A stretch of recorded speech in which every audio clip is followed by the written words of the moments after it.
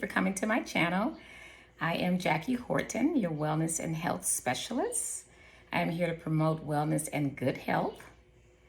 The real you is breathing down your neck, begging you to manifest.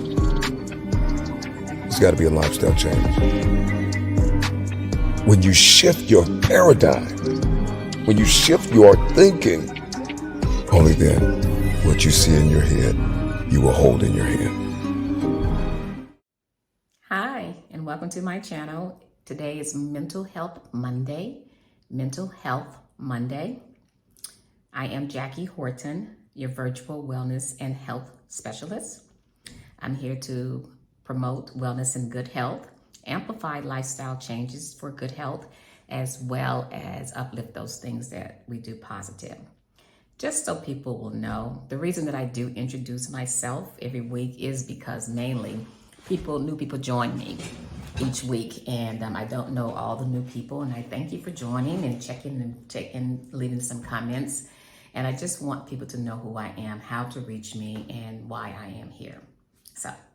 So with Mental Health Monday, I am going to be talking about the identity, the void, and the darkness. Okay, so what does all that mean? What is identity? What is a void? And what is darkness? So I want you to kind of go with me on this visual imagery. So think of a house and the rooms that are in each house. Think of the house and think of the rooms that are in the house. Each one has an identity, each one has a purpose, and each one has a way of how we operate or how we utilize the space in the house, okay?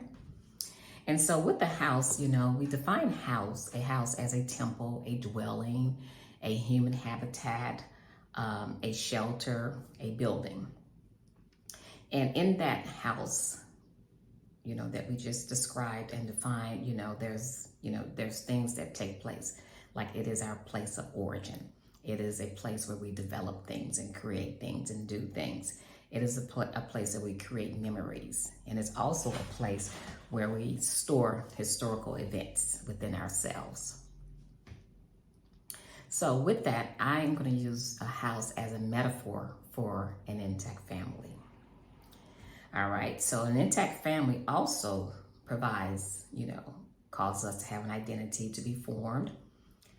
And it also tries and sometimes do very well to reduce any voids that we may experience as a result of just kind of going through life. And finally, going back to what is darkness, it also dispels any darkness that could take place in our lives. And so when I think about that, darkness is where there's lack of or absence of light. And so a metaphor is a house with different rooms, different purposes, different identities. And also in a house, different things are addressed. So like say, for example, the kitchen. If we're hungry, we don't have any void of getting access to food. So void is empty. So we go to the kitchen to eat.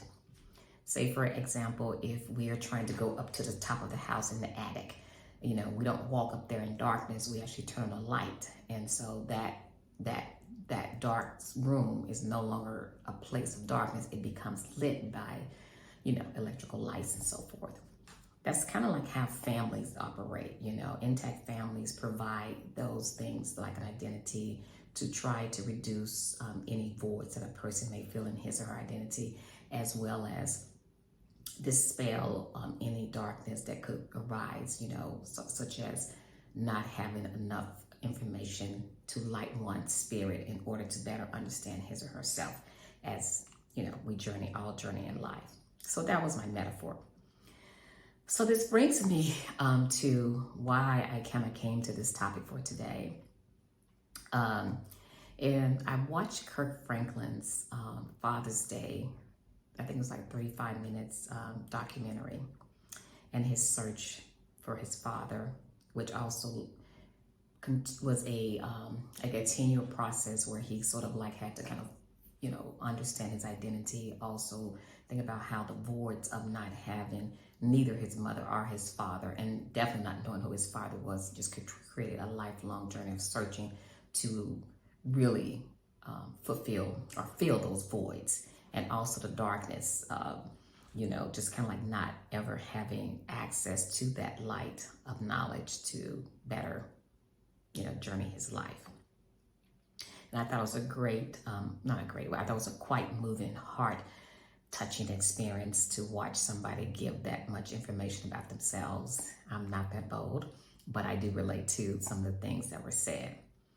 Anyway, so in his search, it seems to me it seems to me that one person, or maybe one or two person, held the story, and they sort of like created what the story was about based on their need to have the story be presented in a certain way. And so I thought about my other clients who have come to me with similar longings. And, we all have, similar feelings of longing to belong, longing to know who we are, longing to be loved.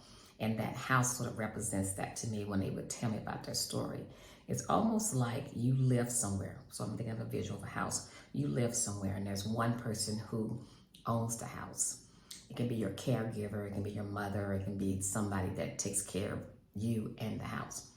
However, you only have one side of the house that you have access to.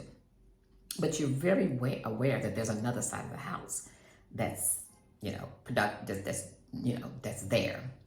But the holder or the caregiver or the person who owns all of that, or who manages all of that, has the ability to give you access or not.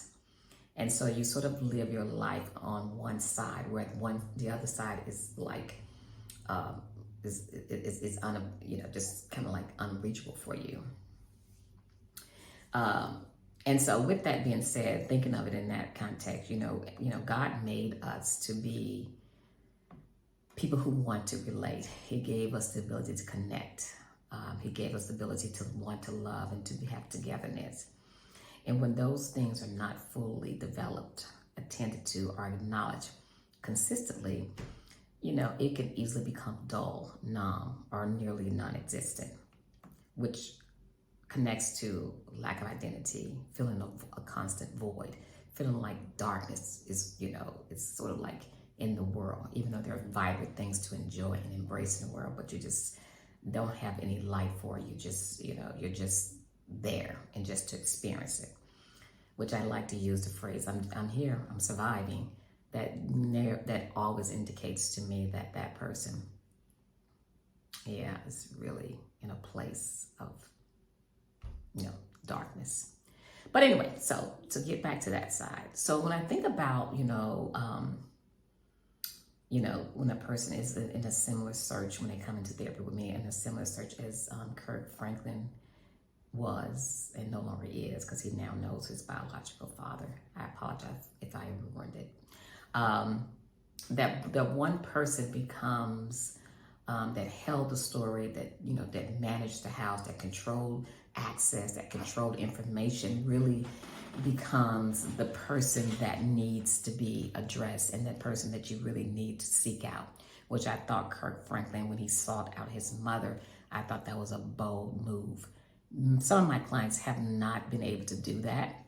Seek the person who held the story, who decided how the story would be told, who continually kept the narrative as he or she desired. Many clients don't get that opportunity. So that was an opportunity for Kirk that I thought I wanted to raise up. And I also wanted to make aware, if you do not ever get that opportunity, it does not mean that you will never have peace in your life. But I'm going to get to that shortly. And so, so when you think about this piece around us with the longing, togetherness, and belonging, I have worked with children as young as 10 who was living a life of just unsure of their identity, regularly feeling voided or voids in their life, not getting the support around him or her, as we all need. Like, we all need that. That's not just something that's conditioned upon, out of nowhere. We all need that. And then also feeling like they're living in darkness, like they become numb to connecting to things that are good for them or happy for them, and so forth. So, and then the other thing is too, it's not feeling connected even to the person who's holding the story, who's managing the narrative, who's managing and controlling the other side of the access and the information of the house. So think about the house. You have access to one side, one parent's house, one parent's life and his or her life and family, but you don't have access to the other side. And how that just, you're mixed between rage and anger, but the person who's providing for you is there and you do love them, but a lot of mixed, stronger feelings. Okay.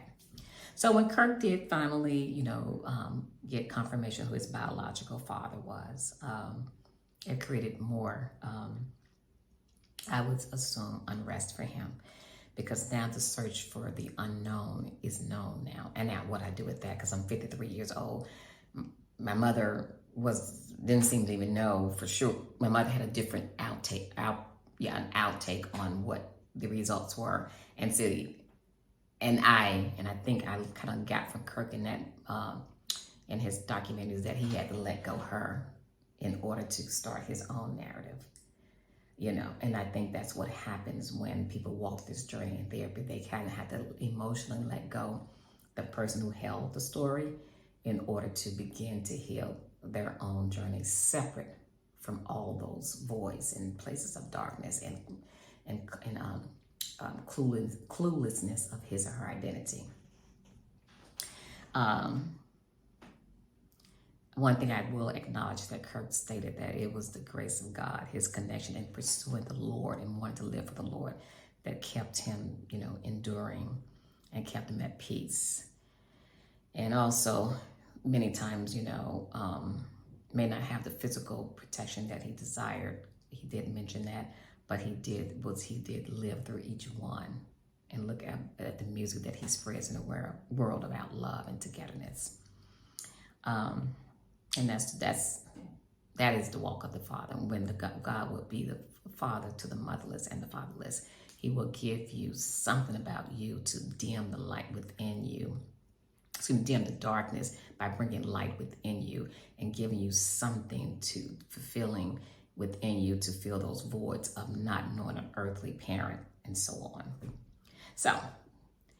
So for you all who are still searching for that unknown person, whether it could be a father or mother or both, which I work with clients who knew neither, and the caregiver that you had, structured the story in a way to, I don't know, due to lack of knowledge or due to lack that you didn't need to know, or due to their own, desires to kind of bring the story together in a way that made them feel, better. I'm not sure any of those answers, or if that's the way that they felt like that. Just know that everything that's in our lives does have an ending time. It does not last forever. So I want to recommend, if you are in that place, to continue to find your peace if you are a person of faith in God and your ability to endure, and also find a therapist who will be willing to work with you and kind of talk to you as you share your struggles, and and just hear what you're saying to yourself, so we can sort of like dissect that and kind of bring that together. Because once, as I said, Kirk found and confirmed who his father it sort of opened up another area in his life of void and darkness and, identity issues. And that's why I recommend your relationship with the Lord, but also having, a good therapist to walk you through this. Because after you do this long-standing search, which is an emotional, physical, exhausting process, you may have struggled with learning how to take resolve, take peace, and rest from it. And to be honest with you, if you were never taught how to comfort yourself and take care of yourself and sort of walk out of, situations with a wholeness rather than another part of you being broken, even that is a journey for you to look into, because now the narrative is completely in your hand for the next phase of your life. And we are here to help you not only walk in that newness, but also walk in that newness in a better way. Thank you so much for joining me today. My name is Jackie Horton. Take care.